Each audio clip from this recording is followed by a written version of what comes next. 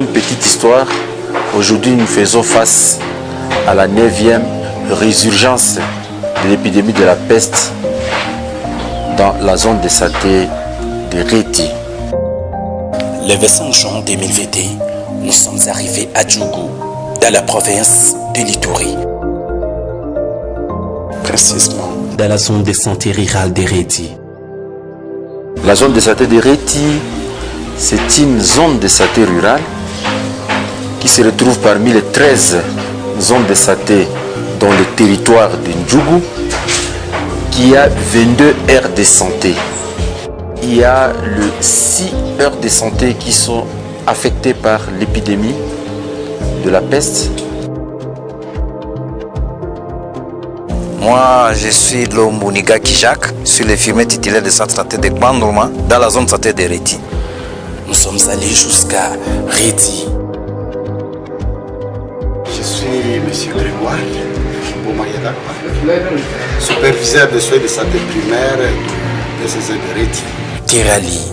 Je réponds au nom de Oufoyuro Oumia, infirmier titulaire adjoint du centre de santé Terali. Je me nomme Dr Bob Mateso, le chef d'opération de la réponse peste. On est ici dans l'aire de santé de Lokwa. Rassia. Moi, c'est Mira Obi Moïse, infirmier au centre de santé. Rassia. Uketa. Jabada Njidasi, l'infirmière titulaire au centre de santé de Uketa. Kengere. Oui, moi c'est Monsieur Wakurot Héritier.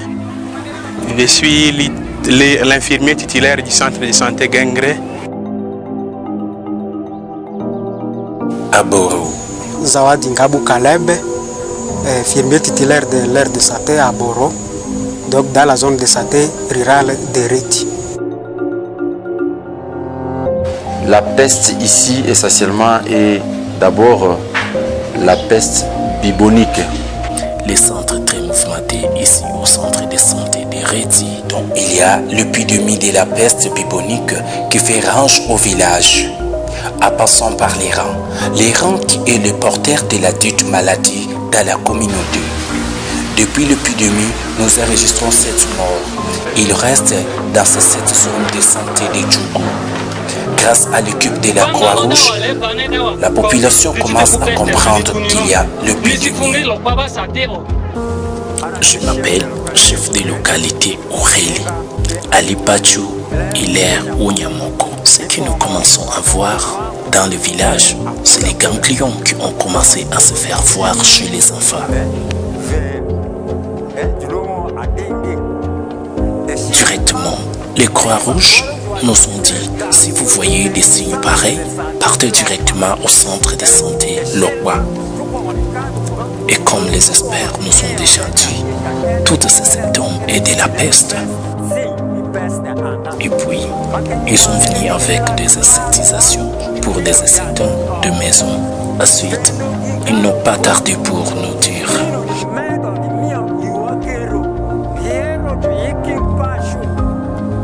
que les toilettes soient là, la douche soit là, l'étalage soit là, et les poubelles. Tout ça, nous avons fait pour que nous soyons à bonne santé.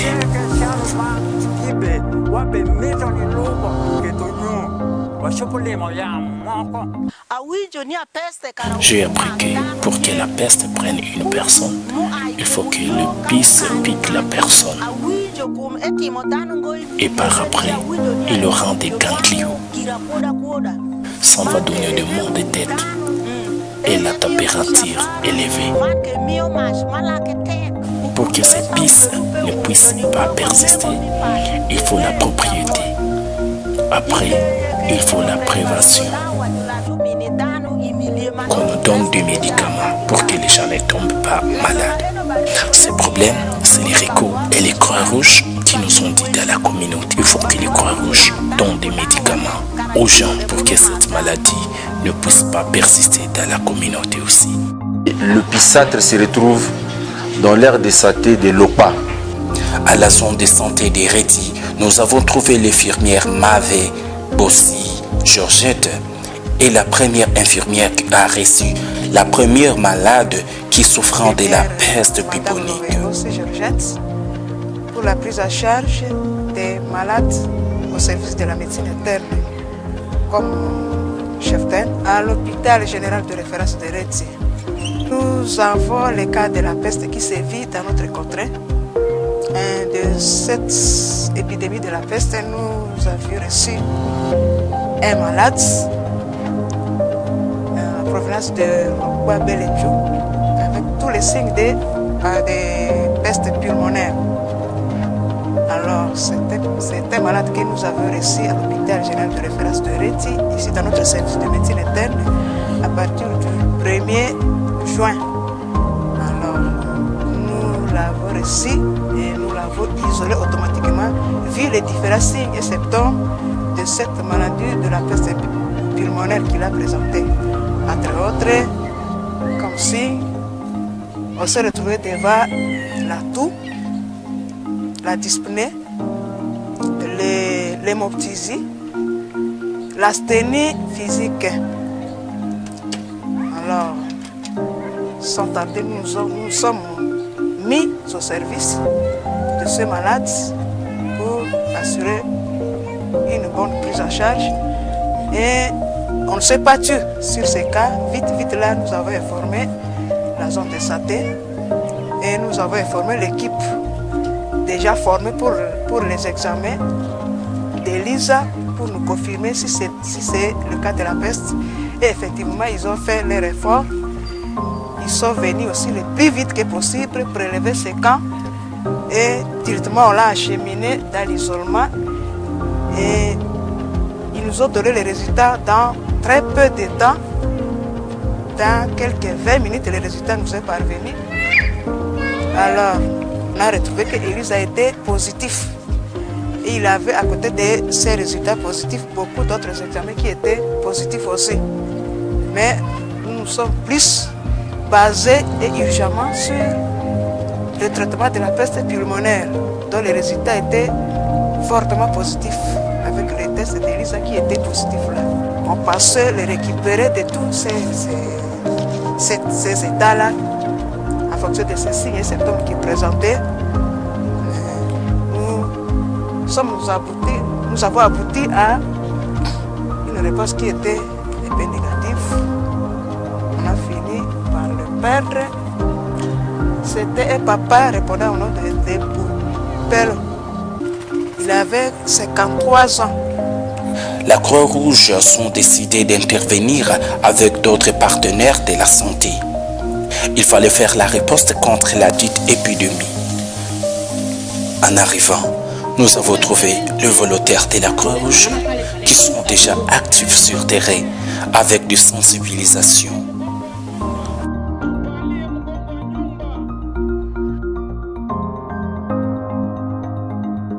L'atterrissage d'une sécurisé. L'enseignement de milliers. Désinfectation.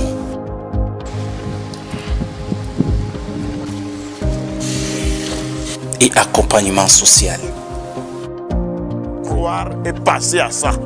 Avec à travers même la consolation, la population est d'accord. Nous avons beaucoup remercié pour les services de Croix-Rouge qu'ils ont fait contre le décès de nos enfants. Alors, comme c'est terminé maintenant, nous demandons à eux de bien travailler pour la prochaine parmi les communautés ainsi que nous aussi, nous sommes ici. Voilà. Ici, les consignes sont strictes. Personne ne peut toucher les cadavres d'une personne morte. Pour faire comprendre, le corps est sécurisé par les volontaires de la Croix-Rouge. Pour faire comprendre aux populations, l'équipe de la Croix-Rouge de la communication passe dans les radios avec des mégaphones partout pour parler aux populations. Nous avons trouvé les volontaires de la Croix-Rouge qui sont déjà actifs sur terrain avec des sensibilisations. Qui n'a pas fait ça. Alors maintenant, deux problèmes à la fois sur la même personne. Qu'est-ce que signifie ça? Voilà. Parlons de la sensibilisation. Ici, nous sommes dans la zone de santé rurale d'Héréti, dont les volontaires font porte à porte pour sensibiliser la population victime. ta kiwanja mko naona iko mionjo mko na mimi natoana kukala kusali hivi. Leo kama mnakuya kuongoza mafikiri yetu, kuongoza nguvu yetu ya kuzungumza na babu, asante. Aire de santé Lokpa, village Tavika, c'est l'épicentre même de l'épidémie. Travailler dans ce contexte, l'équipe de la Croix-Rouge sont obligés de bien se protéger car la maladie est dans la communauté, dont ils peuvent être contaminés à tout moment.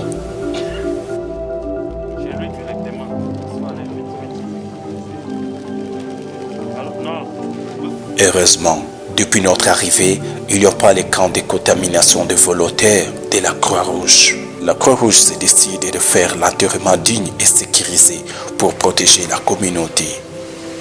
Les morts sont atterrés avec les sacs mortuaires.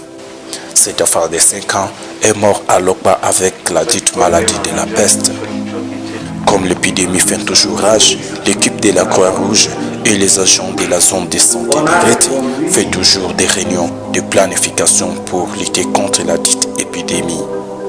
Comme l'épidémie fait toujours rage dans la zone de santé rurale d'Héréti, nous sommes obligés d'aller voir le président provincial de la Croix-Rouge province de l'Ituri, M. Serge Lemitabaye, pour qu'il nous parle de sa présence sur terrain ici à Héréti et pour qu'il nous parle encore de présence des volontaires qui sont visibles sur terrain. Je réponds au nom de Lemitabaye Serge. Je suis le président provincial de la Croix-Rouge, branche de l'Ituri. Ma présence ici à Bandroma ou dans la zone de santé d'Héréti se justifie dans la mission légalienne des activités que nous sommes en train de mener dans cette zone de santé rurale d'Héréti en faveur de la communauté vulnérable, la communauté victime de l'épidémie de la peste. Aujourd'hui, les aires de santé affectées et aussi l'aire de santé, l'épicentre qui est Lokpa, c'est l'aire de santé qui fait limite avec la zone de santé de Angoumou. Il y a l'aire de santé dans la zone de santé de Angoumou, l'aire de santé de Genguéré, qui est vraiment en contact étroit.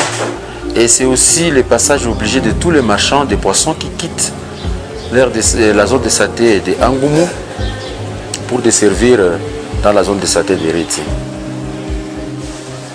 La crainte ici est que aujourd'hui l'épidémie tend à s'étendre dans les autres aires de santé. Il y a Tato, l'aire de santé de Kokbak, où on a signalé d'autres cas suspects et qui présentent le même signe clinique de la maladie de la peste. La zone de santé de Héréti, qui aujourd'hui, sur le plan sécuritaire, est en train de faire le défi, trouve d'énormes difficultés ou soit des freinages par rapport à l'accessibilité aux autres partenaires. Mais nous, la Croix-Rouge, grâce au réseau de nos volontaires qui se retrouvent même de tous les côtés, c'est ce qui nous donne la force d'accéder et de rencontrer la communauté victime. Et pour faire face à cette épidémie, donc si nous parlons dans la riposte comme telle, aujourd'hui nous avons eu la capacité 132 volontaires dans ces 6 aires de santé, mais aussi sans oublier l'aire de santé de Séture, que nous avons cité ici, Genguéré, que nous avons pris aussi, et les autres aires de santé. Ces 132 volontaires, renforcés dans leur capacité, dans des thématiques un peu diverses, ils sont capables eux-mêmes de pouvoir intervenir s'il s'agit de l'un ou l'autre situation.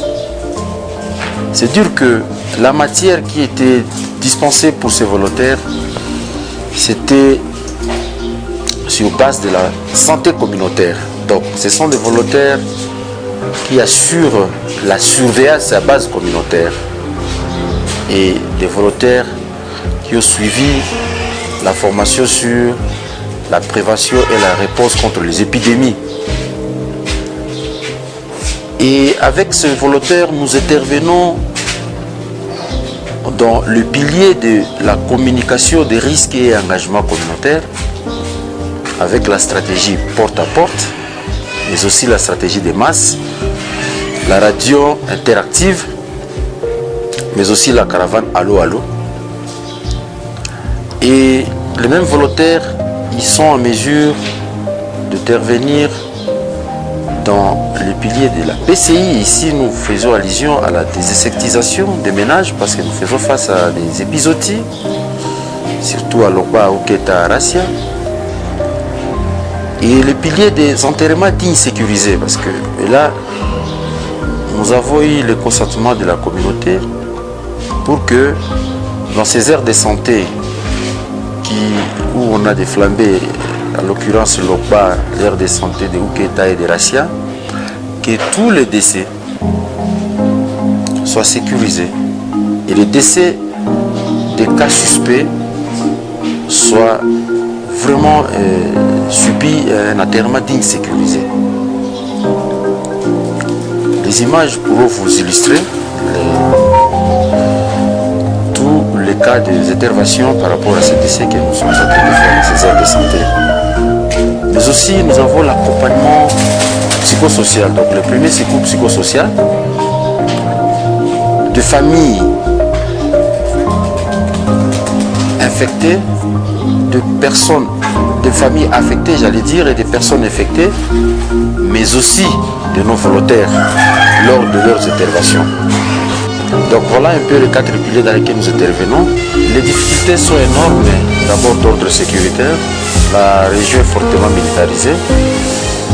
Mais voilà, avec l'appui de tous, l'engagement des APA, des autorités politico-administratives, nous essayons de surmonter progressivement ces défis-là. Et les autres défis, c'est que la maladie est en train de s'étendre dans les autres aires de santé. Et